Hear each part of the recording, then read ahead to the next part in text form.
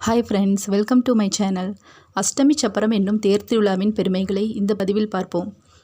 அஷ்டமி சப்பரம் என்னும் தேர் திருவிழா மதுரையம்பதியில் வெகு விமர்சையாக நடைபெறும். ஈசன் அனைத்து உயிர்களுக்கும் படியளக்கும் திருவிழாவை அஷ்டமி சப்பரம் என்கிறோம். இந்த படியளக்கும் திருநாளை பற்றிய ஒரு சுவாரஸ்யமான கதை உண்டு. அதனை இங்கே பார்ப்போம். ஒரு சமயம் பார்வதி தேவிக்கு மனதில் ஒரு சந்தேகம் வந்துவிட்டது. அதாவது, அனைத்து உயிர்களுக்கும் சிவபெருமான் உணவு அளிக்கிறாரா இல்லையா என்று மனதிற்குள் கேள்வியை எழுப்பியவாறு இருந்தாள். அதை எப்படியாவது சோதனை செய்து உண்மையை அறிந்து கொள்ளலாம் என்று முடிவு செய்தாள். அதன்படி ஒரு எறும்பை எடுத்து குவளைக்குள் போட்டு அடைத்து வைத்து விட்டாள் பார்வதி தேவி. சிவபெருமான் அன்றைய தினம் படியளக்கச் சென்றுவிட்டு திரும்பி வந்தார்.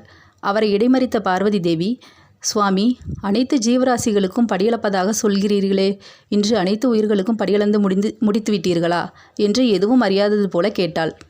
ஆம் தேவி, அதில் உனக்கென்ன சந்தேகம் என்று சிவபெருமான் பதிலளித்தார். இன்று ஈசன் நம்மிடம் வசமாக சிக்கிக்கொண்டார் என்று மனதிற்குள் நினைத்து கொண்ட பார்வதி தேவி எறும்பை அடைத்து வைத்திருந்த குடுவையை எடுத்து வந்தாள். அந்த குடுவையை திறந்து பார்த்தபோது அதற்குள் இருந்த எறும்பு ஒரு அரிசியை சாப்பிட்டு கொண்டிருந்தது. அப்போது சிவபெருமான், அறைக்குள்ளே இருந்தாலும் அறனறியா மாயம் உண்டே, சிமிலிக்குள்ளே இருந்தாலும் சிவனறியா மாயம் உண்டோ என்று கூறுகிறார். சிவபெருமானை மடக்க நினைத்தவர் திகைத்து விட்டார்.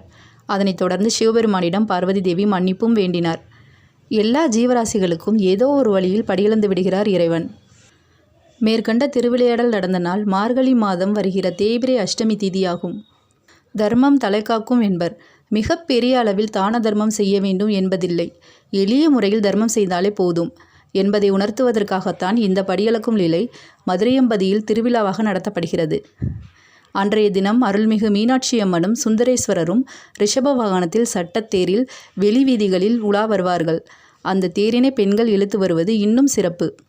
அன்றைய தினத்தில் கோயில் நிலத்தில் விளைந்த நெல்மணிகள், அரிசியை கோவில் பட்டர்கள் வீதிகளில் தூவிக்கொண்டே செல்வர். கீழே சிதறி கிடந்த அரிசியை பக்தர்கள் எடுத்துக்கொண்டு வீடுகளுக்கு செல்வர்.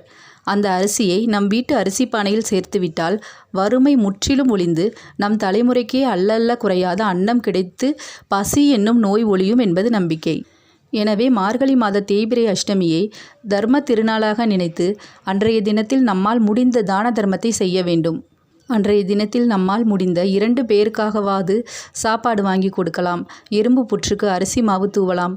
கோமாதாவுக்கு வாழைப்பழம், அகத்திக்கீரை வாங்கி கொடுக்கலாம். அன்றைய தினத்தில் நாம் செய்யும் சிறு தான தர்மமும் நம் வம்சத்திற்கே புண்ணியத்தை சேர்த்து கொடுக்கும். எனவே அன்றைய தினத்தை யாரும் தவற விட்டு விடாதீர்கள். இந்த வீடியோ பிடிச்சிருந்தால் லைக் பண்ணிவிட்டு ஷேர் பண்ணுங்கள். மறக்காமல் சப்ஸ்கிரைப் பண்ணிடுங்க. தேங்க்யூ ஃபார் வாட்சிங்.